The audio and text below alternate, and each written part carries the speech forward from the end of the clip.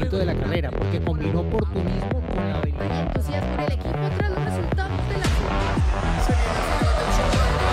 Fórmula Latina.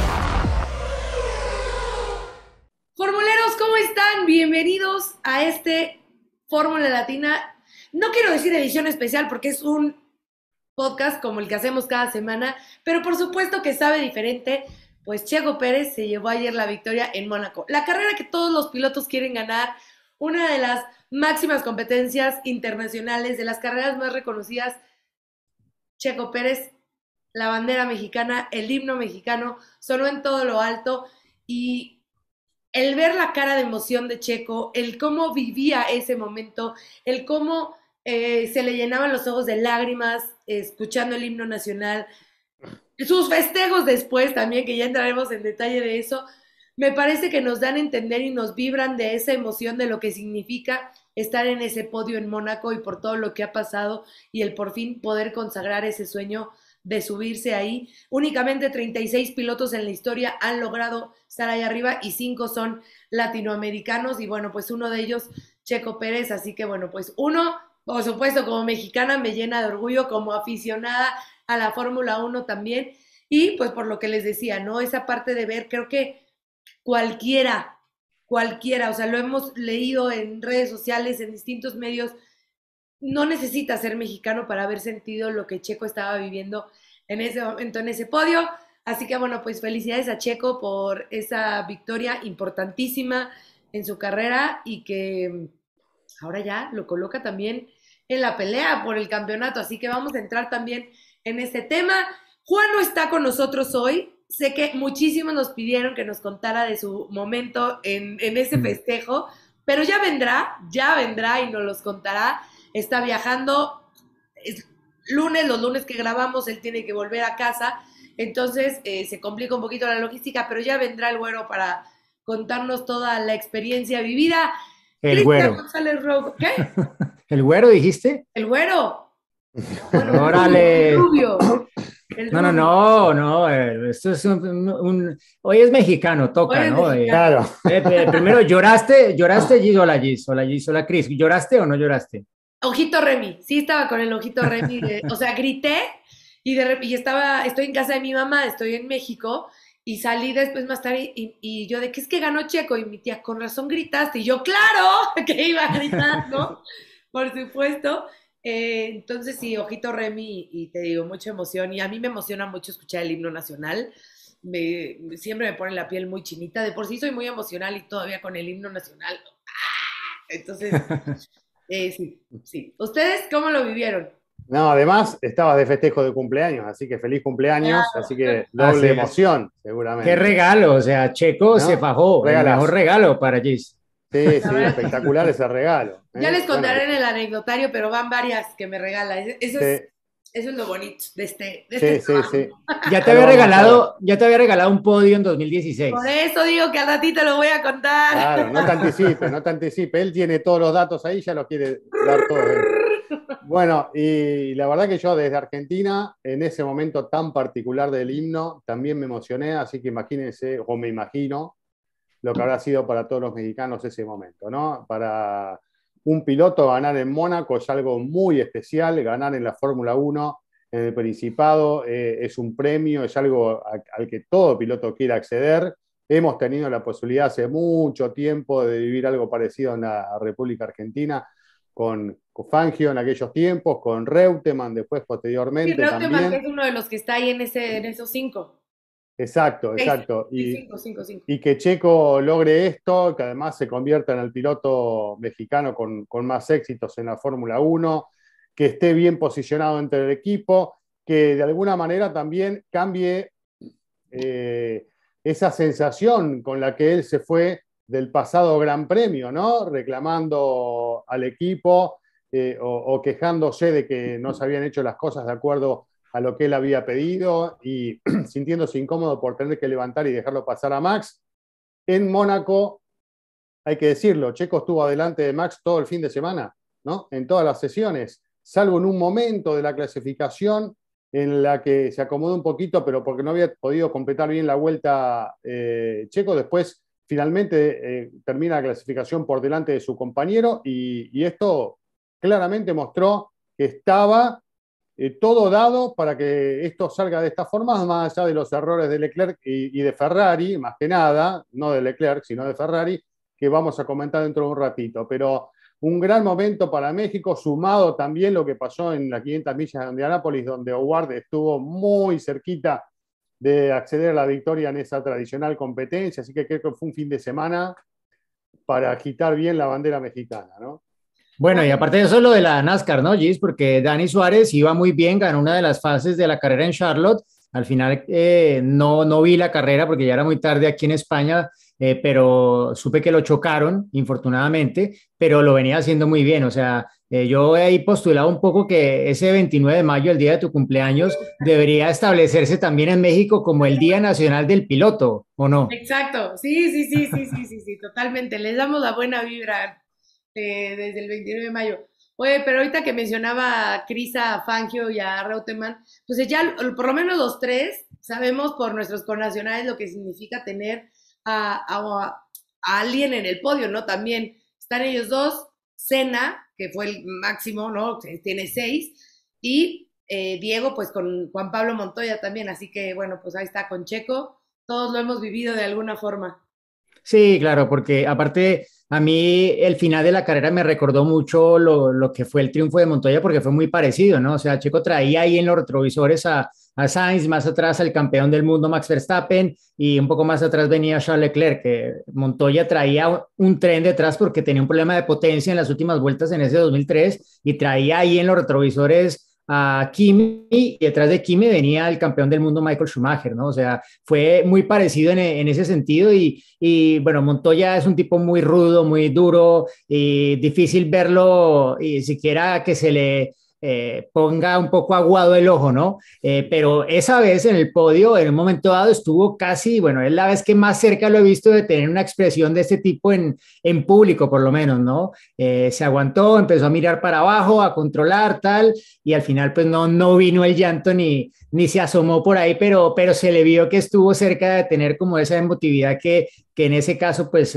no es lo que hemos visto normalmente de él, pero claro, es que escuchar el himno nacional en Mónaco, aparte que él era en ese momento residente del Principado, lo acompañaba a su familia, no sé, muchas cosas muy especiales, más allá de que para cualquier piloto, si pueden escoger ganar un gran premio, está obviamente el Gran Premio de casa, Claro. pero está el Gran Premio de Mónaco y creo que lo único probablemente mejor que le podría pasar a Checo en términos de ganar una carrera sería ganar el Gran Premio de México. Pues eso sí sería absolutamente la locura, pero como premio para el piloto por lo que implica la exigencia en calificación y luego en carrera, los márgenes tan finos que hay, más en una carrera con lluvia en la que había que improvisar permanentemente, los problemas que tuvo con los neumáticos en la segunda mitad, todo eso obviamente que para el piloto le da pues como más valor a todo el trabajo que hizo durante todo el fin de semana en el que como lo decía Chris, realmente pues estuvo un paso por delante de Max Verstappen y el mismo campeón del mundo lo reconoció así públicamente.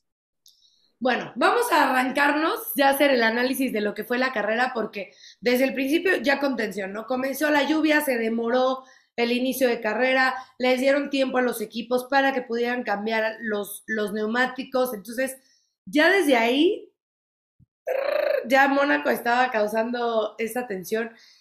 Lluvia bastante fuerte, ¿no? Me parece que fue la decisión correcta en ese momento de haber detenido la carrera para que después de que salieron a dar esas vueltas detrás del safety car, que detuvieran la carrera y esperar un poco a que bajara. Pero, Diego, pensábamos que era un tema de la lluvia, ¿no? Y de que habían hecho el inicio, el arranque de la carrera detrás del safety car por la lluvia, pero no, hubo un tema ahí que la tecnología no le jugó bien a Mónaco.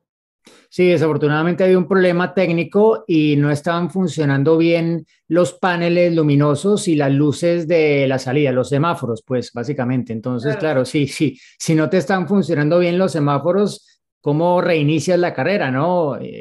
Incluso si es detrás del safety car, ¿no? Y luego, pues también esto influyó para que más adelante en la carrera cuando pues vino el accidente de Mick Schumacher, también en esa ocasión tuvieran que hacer el reinicio en movimiento y no con partida detenida desde la parrilla, como tal vez algunos hubiésemos querido ver. A eso sumarle que obvio la condición del asfalto en ese momento no era uniforme en toda la recta Mm, sobre el Boulevard Albert Premier, y eso pues habría generado una situación dispar para los pilotos dependiendo de si estaba húmedo o no donde se claro. formaban en la parrilla, ¿no? Que ha Me pasado causó otras gracia, veces, Diego, sí. marcando la última vuelta con el dedo, a la vieja usanza. ¿Eh? La Sí, última muy vuelta se la lindo. marcaron con el dedo, Muy ¿eh? Ni lindo, me cartel pareció ni nada. también. Sí, sí, sí. Pero bueno, de eso se trata Mónaco, ¿no? De traer un poco la historia, la tradición del deporte motor, de la Fórmula Uno, y creo que lo fue de nuevo aquí, ¿no? Porque esta carrera, pues, puso a los equipos, ahí como contamos un poco también a la misma FIA y a los pilotos a improvisar permanentemente durante más de 2 horas. Bueno, eso es, quería aclarar esa parte porque justo incluso yo lo puse en redes y dije, pero es que no entiendo por qué eh, no arrancan en parado, ¿no? Y lo tienen que hacer en movimiento, el Rolling Star, ¿no? Y entonces uno dice, ay, es que no sabe, pero, a ver, yo entendía perfecto que estaba la superficie distinta, pero pues quieres esa parte de la emoción, ¿no? Claro.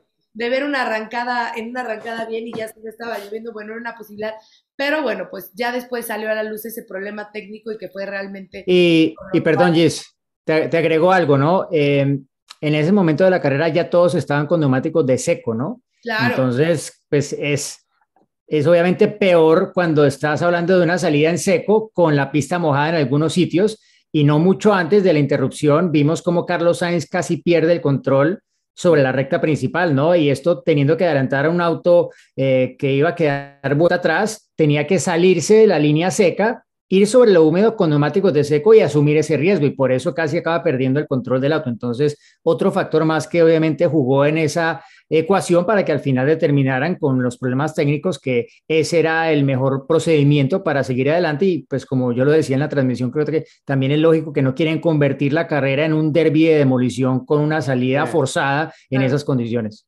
Y además hay otro punto que volvemos a tocarlo, que es el de los neumáticos, que en realidad hoy la Fórmula Uno no tiene neumáticos para lluvia, tiene neumáticos para piso mojado, ¿no? Un poquito más mojado y un poquito menos mojado, pero Claro. para lluvia no, porque cuando llueve no se puede correr. Claramente está bien que los riesgos en el Principado son otros, pero lo hemos visto en otro tipo de circuitos también, ¿no? Cuando cae agua, el tema de la falta de visibilidad y el tema de la falta de agarre hace que se tome la decisión de esperar y se espera y se espera y se espera, cuando, bueno, en otros tiempos se corría, ¿no? Y tal vez en esta oportunidad podríamos haber sacado nosotros, no, pero bueno, podrían haber sacado los autos a la pista un poquito antes y tener espectáculo, incluso cayendo algunas gotas, ¿no? Porque un poco el automovilismo se trata de eso también. Pero bueno, está este elemento que claramente no logran resolver, ¿no? Que es un neumático que realmente no es para lluvia, es para piso mojado, ¿no? Pero yo creo una cosa también, Cris, que es una suma de factores, ¿no? Porque no solamente está el neumático, sino también la superficie y qué tan absorbente es de el agua y qué tan buen desagüe tiene, ¿no? Y creo que Claro. pues todo eso al final suma, porque si tienes mucho spray, el problema ya no solo es el agarre, sino también es la visibilidad y Ujú. es pues seguridad en últimas, ¿no? Y creo que obviamente es apenas lógico que a través de los años la Fórmula Uno evolucione en términos de tener más conciencia de esos riesgos, ¿no? Y obviamente, desde 1984 recordamos esa carrera que habría podido ganar Senna, que al final no fue así porque se interrumpió incluso antes de la mitad de la distancia programada de carrera, que ese puntaje a la mitad acabó también definiendo un poco el título a favor de Lauda y no de Prost en ese año. Las condiciones obviamente en ese entonces eran parecidas probablemente a lo que se habría tenido si se hubiera iniciado la carrera después del aguacero fuerte que tuvimos en ese momento, ¿no? Y en ese entonces tuvieron que parar la carrera, pero de ese entonces ahora los autos de Fórmula Uno van muchísimo más rápido y Sí. obviamente también hay más seguridad, pero claro, el riesgo de tener un accidente cuando vas más rápido aumenta, ¿no? Exponencialmente. Y si la visibilidad no está, pues hombre, ni hablar, ¿no? Se convierte un poco en lanzar una moneda al aire, tú vas acelerando y ojalá que no haya nadie al frente porque si no... A Sí, ver, sí. ya entramos en el tema de neumáticos y me parece que es el cue perfecto para hablar de las estrategias, que fue el tema primordial y lo que nos dio ese gran resultado. este domingo. Entonces, empieza el cambio de las full wet a las interns y ahí empieza el primer movimiento, ¿no? Porque entra Checo a pits y cuando sale esa vuelta lanzada, cuando entra Charles, ya sale detrás de él, o sea, Checo ahí hizo el movimiento. Eso fue clave, Gis. Esa fue una de las claves de la carrera para mí. La clave y la velocidad de Checo en saber leer la situación, pidiendo las intermedias, ¿no? Exacto. Una cosa, perdón, una aclaración, ¿no? O sea, influye la decisión del equipo, pero creo que allí también lo acompañó el pitbull, ¿no? O sea, diría que tampoco hay que poner toda la decisión en los hombros de Checo porque no. es una decisión consensuada Claro. y apoyada por los tiempos, ¿no? ¿Por qué? Porque ya antes otros pilotos se la habían jugado, obviamente quienes estaban un poco de intentar aprovechar si realmente les funcionaba, ¿no? Hablamos de Gasly, hablamos de Vettel, que había parado en la vuelta 6, y él fue uno de los que fue mostrando con sus tiempos realmente cuándo era el momento de parar, ¿no? Y Hamilton también, Hamilton paró una vuelta antes que Checo y esos tiempos también fueron indicativos con ese neumático intermedio de cuál era la situación. Y aparte también porque, obvio, y lo veremos más adelante porque es tan importante, lo llaman a Checo en el momento en el que creen que pueden sacar provecho de ello porque van a tener pista libre para aprovechar el neumático. No como le pasó a Sainz que salió con el neumático correcto, pero en la situación incorrecta de tráfico y eso de alguna forma le pudo haber costado la posibilidad de haber estado por delante de Checo. Después de este movimiento viene ya el cambio a slicks, ¿no? Y es aquí donde entra, a ver, le dicen a Charles Leclerc, box. Y ya cuando está entrando al box le dicen, no, quédate afuera. Entonces, obviamente, pues ya Charles ahí ya no podía meter reversa, ¿no? Y salirse del box. Y cuando entran los boxes, están todavía con Carlos. Entonces, ahí pierde tiempo, tiene una pésima parada, todo le sale mal a Ferrari. Y Red Bull responde de la misma forma, pero haciendo el movimiento perfecto, ¿no? Entran los dos autos y salen con slicks sin ningún problema. Ya después viene la bandera roja y esa ya es otra parte de la historia. Pero, ¿qué pasa con Ferrari? O sea, ¿cómo es posible que haya cometido este error cuando podían y tenían todavía alguna posibilidad de retomar ese liderato? Estos son errores claramente que están pasando muchos. Este año tenemos la posibilidad de ver tanto a Ferrari como a Red Bull dejando de lado la posibilidad de sumar una cantidad enorme de puntos, ¿no? Tanto en el comienzo por confiabilidad de los Red Bull como con los errores de los pilotos de Ferrari, con los errores de Ferrari como este de Mónaco que está describiendo Gis, que claramente le sacan la concreta posibilidad de victoria a Charles Leclerc en Mónaco después de haber hecho la pole y mostrándose como los autos más rápidos, porque claramente eran los autos más rápidos los Ferrari de este fin de semana. Y esta equivocación del equipo les quita una cantidad de puntos que a fin de año van a doler, ¿no? Vamos a ver cuál es la situación de cada uno, pero son esos puntos que después duelen mucho y cuando los necesitas te acordás de esos momentos, ¿no? Así que la verdad que es para sentarse en Ferrari, hacer una reunión con Binotto en el medio, aclarar los tantos con los pilotos y bueno, basta, esto es Fórmula 1, no juguemos más, a concentrarse y a no cometer estos errores, porque ya a este nivel no te podés equivocar de esa manera. Somos humanos, podemos equivocarnos, pero creo que estamos en un nivel, Ferrari y Red Bull, que ya en este momento ya está, los errores pasaron, no hay que equivocarse más, ¿no? Después pueden pasar cosas que te lleven al error o estrategias de tu rival que te hagan a vos perder la posibilidad de ganar una carrera, pero errores de estos no tienen que pasar más, ¿no? De falta de comunicación, de destiempo, de cosas que no pueden pasar en este nivel. Me parece que es una falta grave la que cometió Ferrari este fin de semana. Por segunda carrera consecutiva, ¿no? Antes de que tú respondas, quiero que me damos una pregunta que es justo de este tema, porque estoy segura que tú vas a tener la respuesta y de ahí te vas a ligar a esto. Buenas, yo soy Patricio de Argentina y la pregunta es si el error de este fin de semana de Ferrari en los pits podría llegar a comprometer el campeonato para Leclerc. Un saludo grande desde Argentina. Bueno, Patricio, gracias por tu pregunta. Sí, yo creo que pues es temprano, ¿no? Estamos apenas llegando a la primera al primer tercio de la temporada, ¿no? Estamos hablando de una temporada 2022 de 22 carreras y hemos cumplido 7 con este Gran Premio de Mónaco, ¿no? Es temprano todavía para decir definitivamente quién va o quién no va a pelear el Mundial, pero hay que estar ahí, ¿no? Si se aspira a llegar a ese último tercio de la temporada con posibilidades, hay que estar desde el primero ahí metido en ese grupo de los que realmente están ganando carreras, están consiguiendo las poles, están en el podio de forma permanente, porque al final cuando se sacan las cuentas, cuando se baja la bandera a cuadros en Abu Dhabi, todo cuenta. No se pierde el mundial por una sola cosa, se pierde por una suma de factores, de errores, de no optimizar las posibilidades. Y es lo que le ha pasado a Ferrari este fin de semana, ¿no? Creo que no ha sido uno, sino han sido múltiples los errores que ha cometido Ferrari.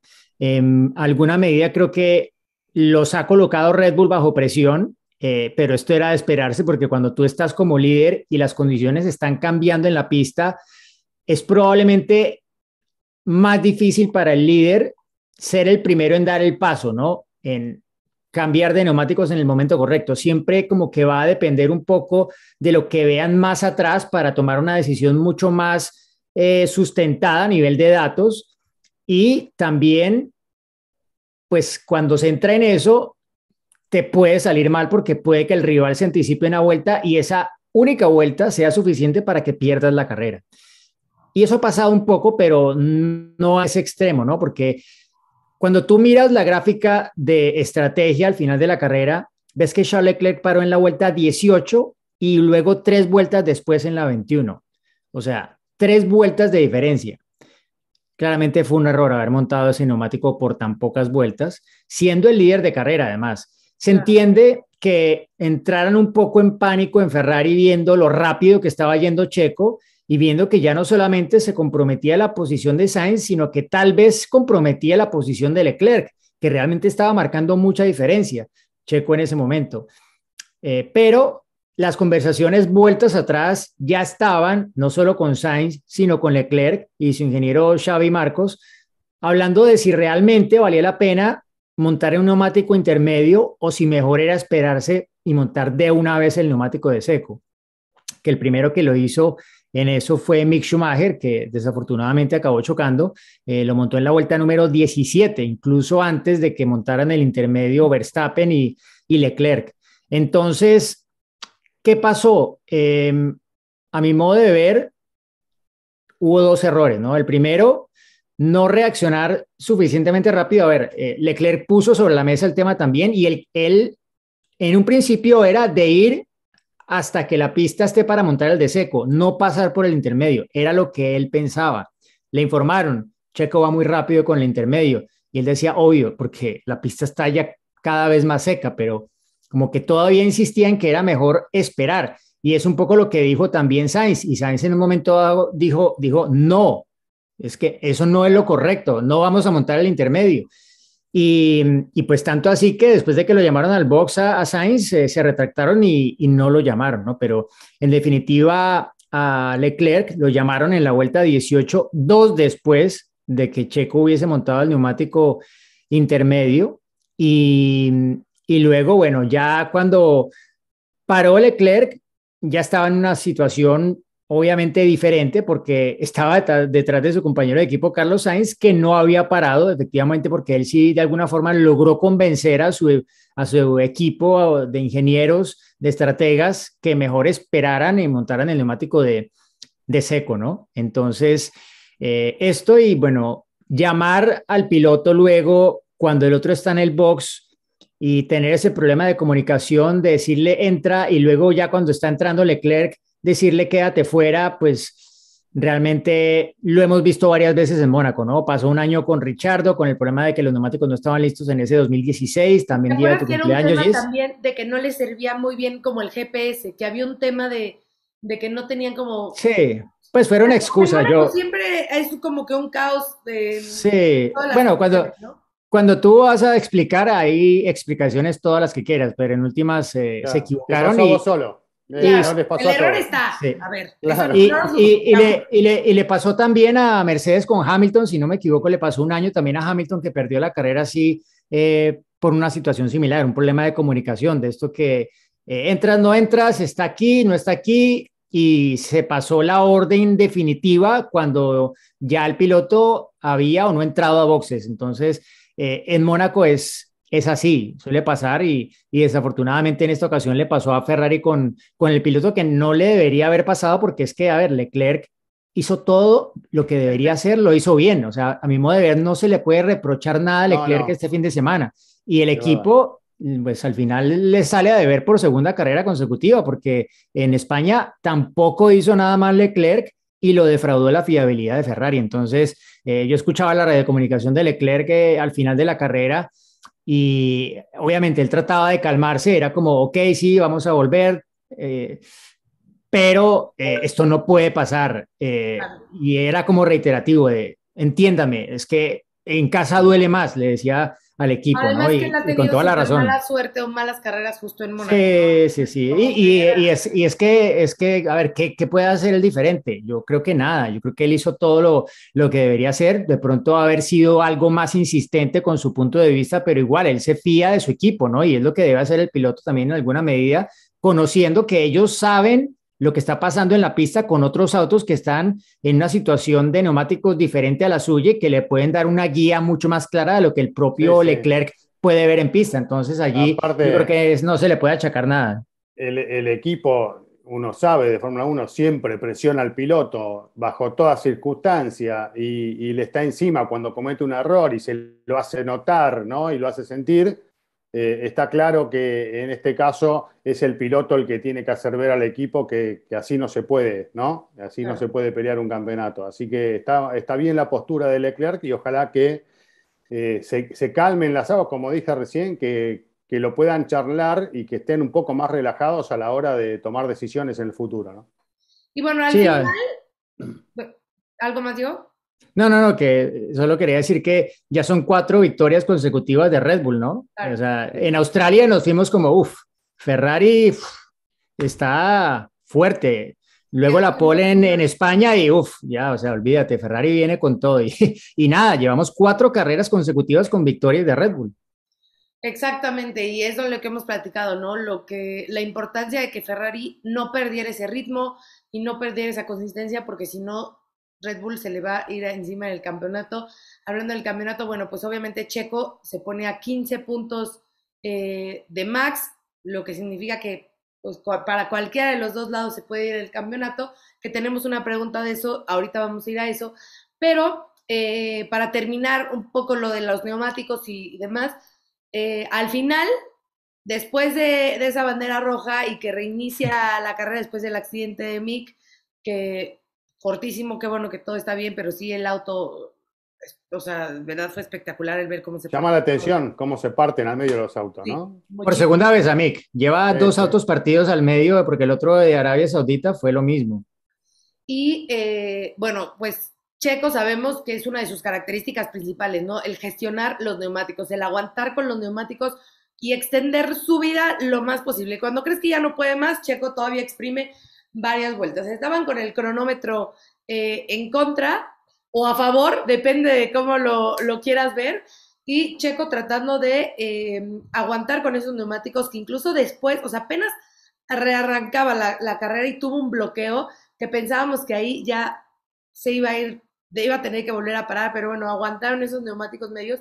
Pero Carlos ya al final se estaba acercando bastante, o sea, incluso ya en menos de un segundo, bastantes vueltas y poniéndole mucha presión al piloto mexicano. Pero me parece que ahí sí, y es uno de los detalles que tiene Mónaco y una de las características principales que necesita un piloto para ganar en Mónaco.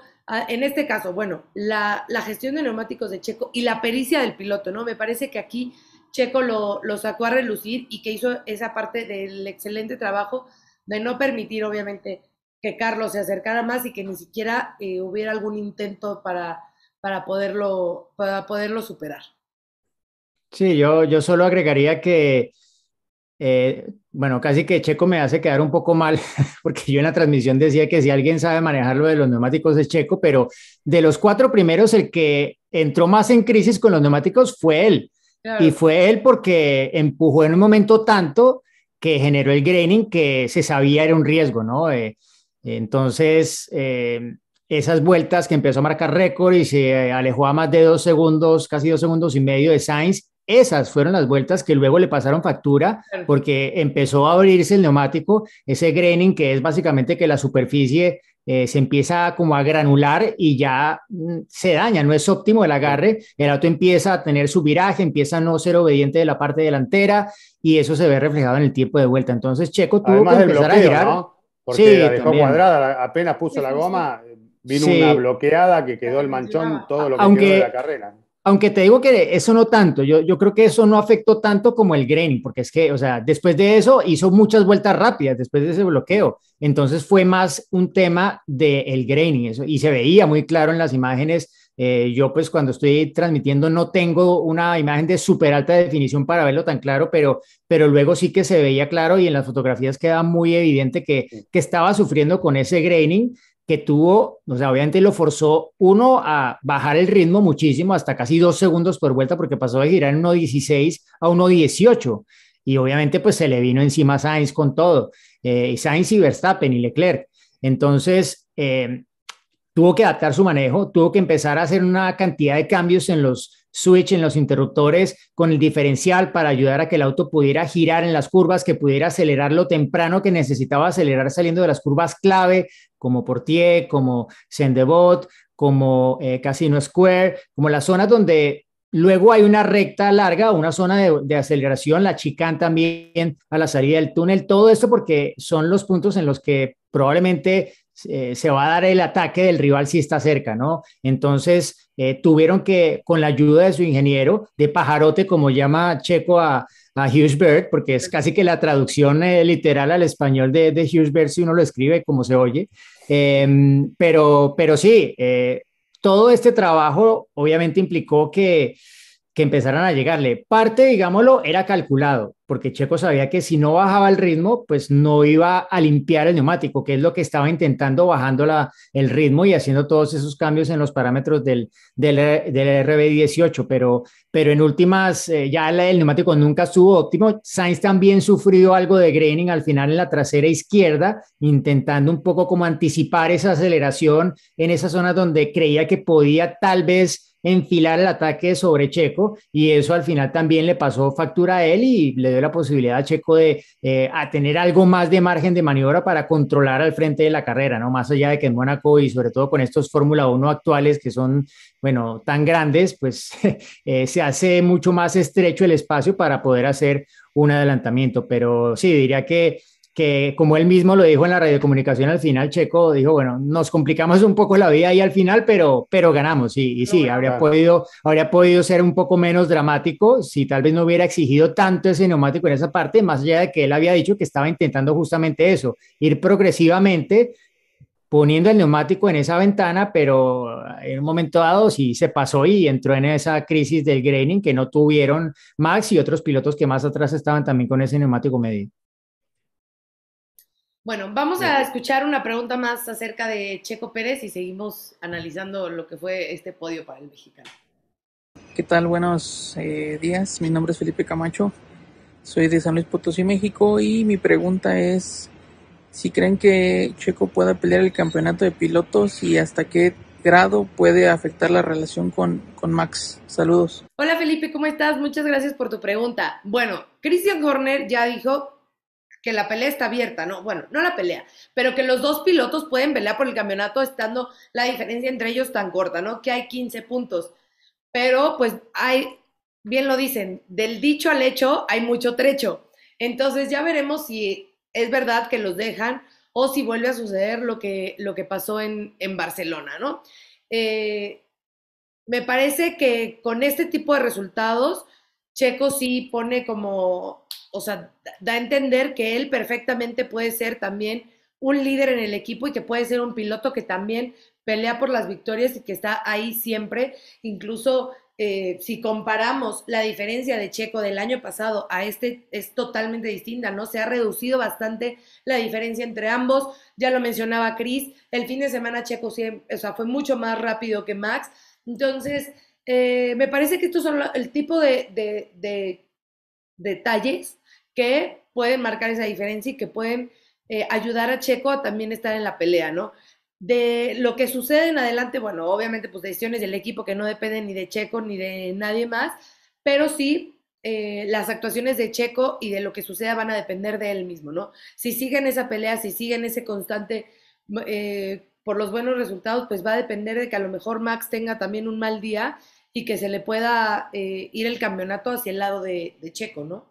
Sí, yo ¿Cómo lo lo que ves? quiero agregar es que se dieron las cosas de manera tal de que Checo pudo aprovechar para ganar y de que Horner también pudo aprovechar para utilizar su habilidad ante estas situaciones de mantener la autoestima alta hacia Checo Pérez por esta victoria que viene en un momento justo, en una situación que todos sabemos dentro del equipo privilegia a Verstappen, ¿no? Porque bueno, ya desde el momento de la firma de los contratos no son los mismos contratos, el de Verstappen que el de Checo Pérez y el vínculo a futuro. De todas maneras, es una situación que el hecho de Mónaco que se dio al tener a Sainz entre los dos pilotos, eso lo quería decir, distendió un poco esta situación, porque saquémoslo a Sainz, pongámoslo a Verstappen atrás de Checo en el tramo final del Gran Premio, yo no sé qué hubiese pasado. Tal vez ganaba Checo,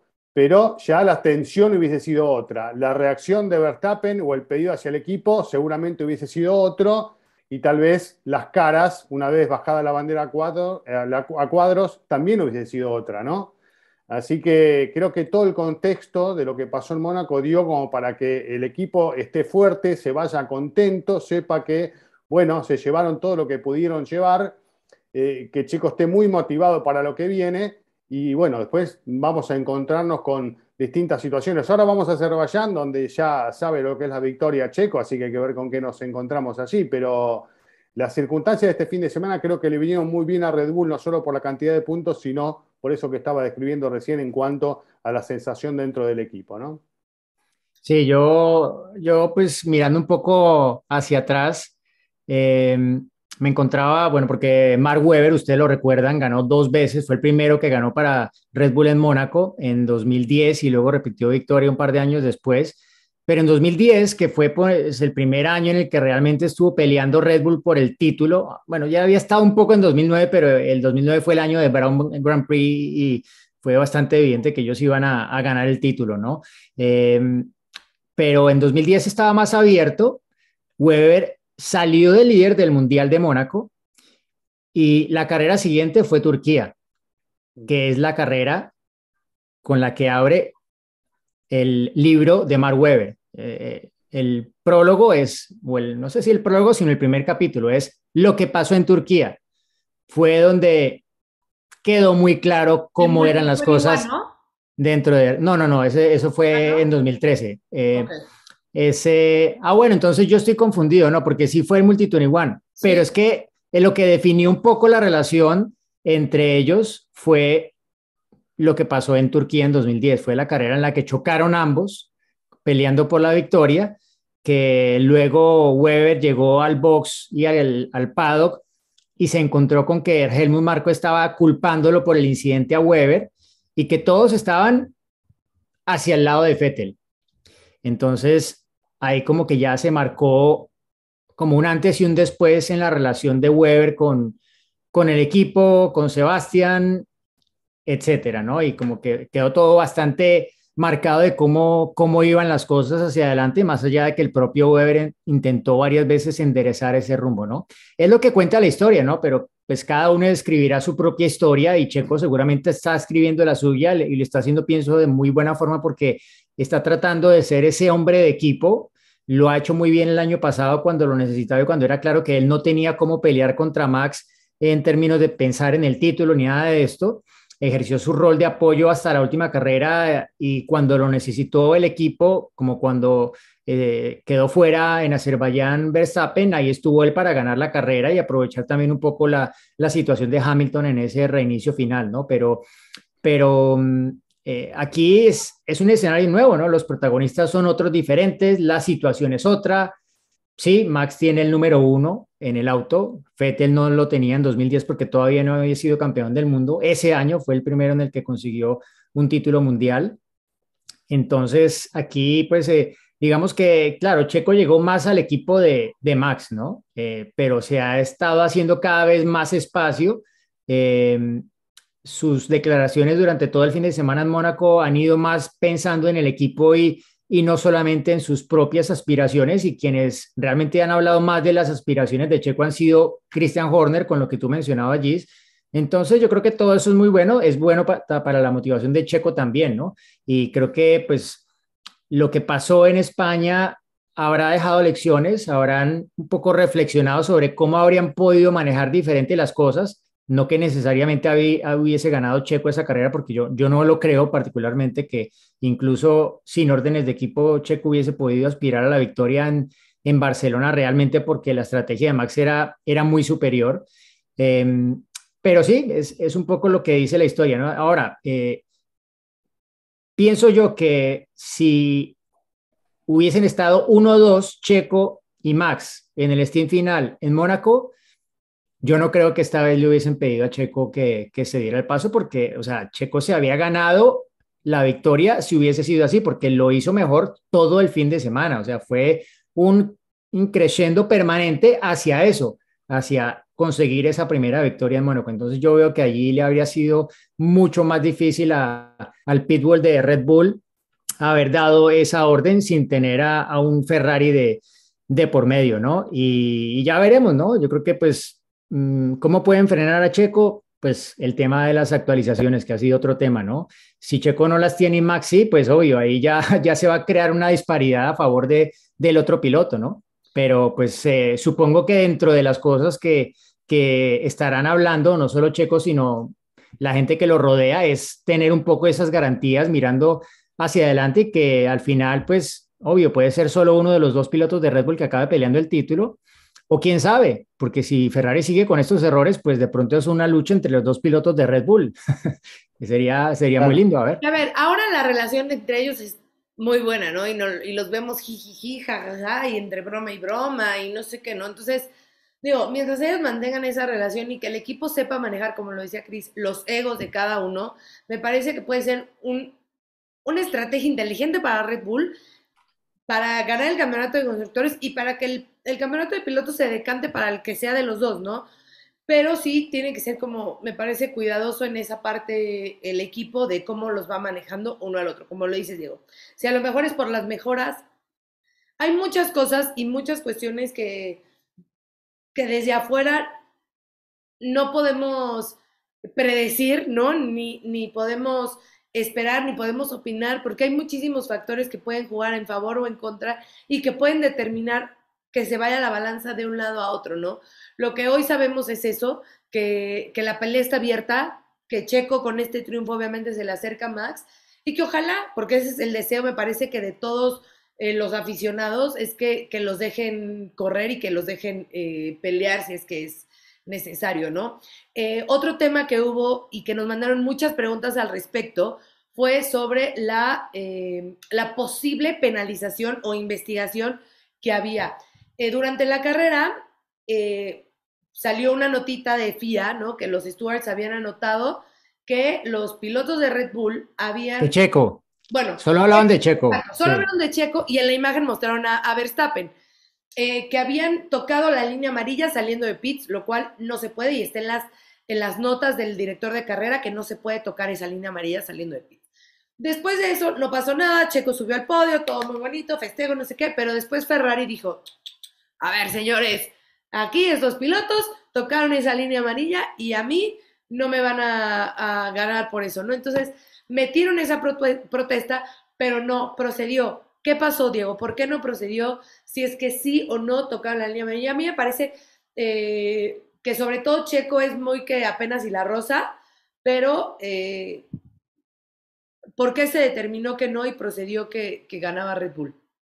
Sí, bueno, lo primero es dar el contexto, ¿no? Están montando neumáticos de seco en una pista que todavía tiene zonas húmedas, en particular la salida del pit lane, ¿no? Entonces va a ser muy sensible el auto apenas se toque el acelerador y no va a ser fácil mantenerse dentro de ese estrecho pit lane a la salida, sobre todo porque es una curva que simula un poco la parte interna de Saint-Denis, de esa primera curva del circuito. Entonces, ese era un poco el contexto. ¿Qué pasó? Que efectivamente ambos pilotos al tocar el acelerador, porque viene la subida hacia Borribachi, hacia Macianeda, hacia el casino, ambos autos se colocan un poco de costado y se barren hacia la izquierda.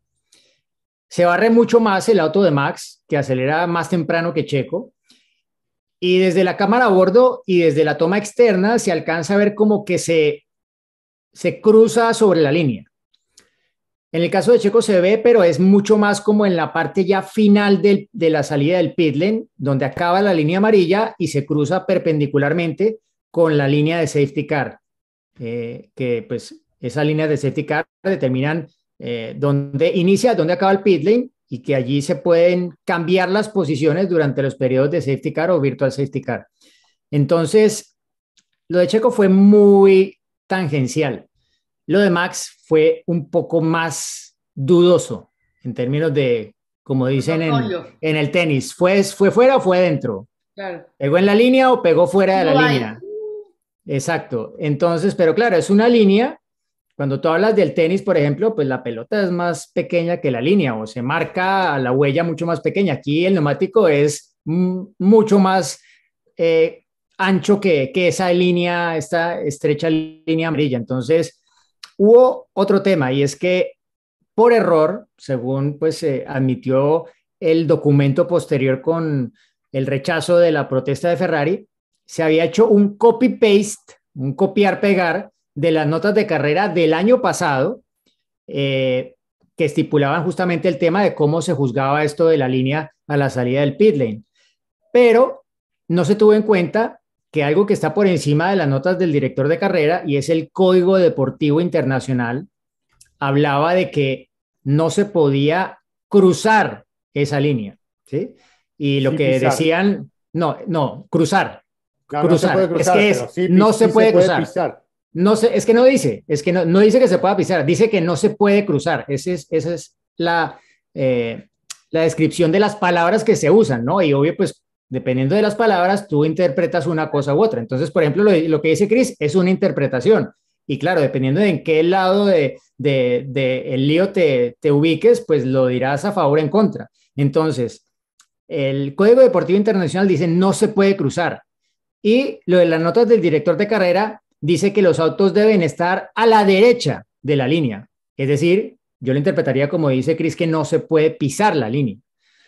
Pero el Código Deportivo Internacional está por encima de todo eso. Y entonces lo que hizo Eduardo Freitas, el director de carrera, fue al final como pues una omisión, ¿sí? Por error de haber cambiado las palabras para ajustarlas al cambio en el Código Deportivo Internacional que hubo entre el año pasado y este. Entonces, claro, cuando el Código Deportivo Internacional dice eso y ves las imágenes, y ellos las tienen, pues con las que yo tenía por lo menos no me quedaba claro, pero ellos tendrán más imágenes de apoyo para saber que efectivamente ni Checo ni Verstappen había cruzado completamente la línea. Se puso sobre la línea y estuvo cerca de cruzarla probablemente, pero ninguna parte del auto, específicamente las ruedas delantera y trasera izquierdas, no llegaron a cruzar completamente la línea. De otra forma, habría venido una sanción de 5 segundos que efectivamente le hubiese hecho perder el podio a Max Verstappen. No, a Max Verstappen, porque Checo realmente, pues no, o sea, es que lo de Checo fue mínimo. O sea, el documento de la no sanción a Checo es 2 páginas. El de Max es muchísimo más extenso porque lleva ya, pues, todo lo que implica el haber estado más cerca de la infracción. Cris, ¿algo más que tengas que comentar de este tema o ya entramos al anecdotario? Vamos con las anécdotas porque no, muy completo lo de Diego, mucho más no hay que decir, ¿no? Han estudiado mucho el tema, no se querían meter en problemas, me parece, los muchachos. Sí, sí, sí. Pues del anecdotario tenemos también una pregunta, así que vamos a escucharla y ya volvemos. Hola, soy Martín Verdeja de la Ciudad de México y mi pregunta es la siguiente. ¿Cuál es la anécdota que más recuerdan de un Gran Premio de Mónaco? Gracias y muchos saludos a los 4. Martín, ¿cómo estás? Gracias por tu pregunta. Bueno, pues ya lo mencionaba que me tengo la fortuna de que siempre toca el último fin de mayo, que sea la carrera de Mónaco, y bueno, pues coincide con mi cumpleaños, que es el 29 de mayo. Entonces, he tenido 2 experiencias.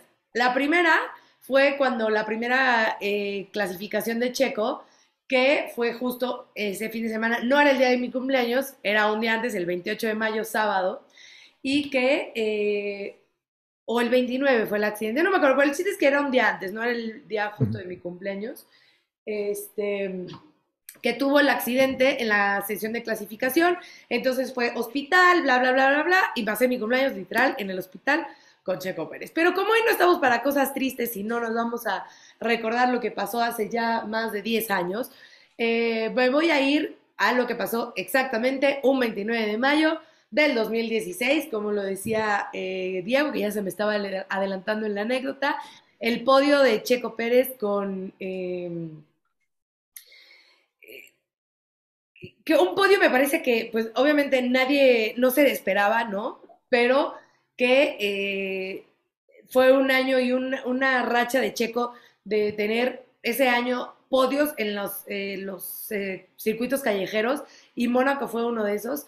Y la anécdota, la anécdota bonita de eso, más allá de que fuera mi cumpleaños o no, que es lo que menos importa cuando Checo tiene ese podio, fue que cuando estábamos en el corralito esperando que llegara para la entrevista, estaba Juan, estaba yo, y pues obviamente llega, lo abrazamos, no sé qué, Checo, felicidades, no sé qué, y en eso me dijo, ahí está tu regalo, ¿no? Entonces, bueno, pues es un gesto bonito, obviamente, del piloto mexicano que, bueno, me regaló, vamos a decirlo así, ese podio, y que justo hoy, ayer en la carrera puse la foto de ese día, y puse, oigan, pues hoy coincide que otra vez es 29 de mayo, estaría padre que me regalara Checo otro podio, y bueno, pues qué mejor que la victoria. Obviamente no se trata de hacer la historia de mí, ¿no? Al contrario, es del piloto, pero bueno, pues cae el día de mi cumpleaños y yo me lo acredito después de que ese día me dijo que me regalaba esa victoria. Entonces, pues sí, yo creo que ese es el mejor recuerdo que tengo, que estás tú con la emoción de que es tu cumple y le va bien a tu compatriota, ¿no? Bueno, no tengo anécdotas de ese tipo en Mónaco. Mi cumpleaños cae, sí las tengo en Monza, ¿no? Porque cae por esa Claro, época. con la Pero, camiseta de Luis de pero, 54. pero Cris, tenemos una buena foto de ese Sí, podio ahí en el puerto, sí, entrevistando a señor. Checo para el programa de ese entonces del canal F1 en Latinoamérica, el análisis de la carrera, ¿no? Lo hicimos junto a Checo, que Sí, sí, tengo quería un hacer recuerdo muy... referencia. Sí, sí, sí. Claro, es también autorreferencial, pero sí, es algo muy, muy agradable que hemos compartido, pegadito a los barcos, al lado del Energy Station de Red Bull, sentados con mucho público que nos rodeaba, Diego. Fue una muy Sí. linda entrevista, un muy buen momento que pasamos charlando con Checo y es uno de los momentos que tengo guardados dentro del salón de los recuerdos, ¿no? A ver, ¿quién de ustedes se imaginaba en ese momento que Checo alguna vez iba a ser piloto de Red Bull? Pero ni nombre, pero para nada. Y sabes que sobre ¿Ah? todo por esta escuela de que Red Bull tiene a sus pilotos, ¿no? Y que era como que nadie más entraba al mundo Red Bull si no eras parte de su escuela. Entonces, pues no, mira qué vueltas da la vida y me parece que también es un poco por eso que Checo estaba ayer tan emocionado, ¿no? De cómo la vida le ha dado vueltas y cómo de estar prácticamente con un pie fuera de Fórmula 1, ayer estaba en lo más alto, uno de los mejores podios que existe en el mundo, ¿no? Porque por eso se le llama Mónaco una de las Triple Crown, la Indy, Mónaco y Le Mans. Entonces, bueno, pues felicidades, reiterar la felicitación a Checo, qué bueno que Zapato, ha quedado, y a Pato también, por supuesto, por esta gran carrerón. actuación. Estuvo a nada, se puso al lado de Marcus Ericsson, Sí, así. Marcus otro expiloto también de Fórmula 1, también Y buen de chico, Sauber. y de Fue, Sauber también. fue día de los ex Sauber, ¿no? Ganaron ambos las dos Mm. carreras más importantes del Sí, día. sí, sí, sí. Y, pero ya vendrá Juan para contarnos todo ese festejo, que obviamente, por más que hemos visto videos, bueno, y que nos podamos emocionar, pues no hay como haberlo estado ahí. Entonces esperamos que venga Juan a hacernos toda la reseña de ¿No esta podemos terminar hoy con el videíto alberca de Juan perfecta. cayendo al agua? ¿No podemos terminar con Por eso hoy? favor, así cerramos Vamos. Fórmula Latina. Los que estén escuchándonos, pues vénganse a YouTube para que vean el video de Juan cuando Checo lo lanza al agua, porque Juan también, por supuesto, ha sido parte de esta historia después de tantos años estando con él ahí en el GAR 5 y me parece que Juan se merecía también ese festejo. Así que bueno, pues chicos, mexicano en el podio. Muy bien, felicidades a todo México. ¡Viva México Cup! Luego dicen que Diego dice groserías. Nos vemos en Respondemos tus preguntas a mitad de semana. Órale. Chao. Gracias.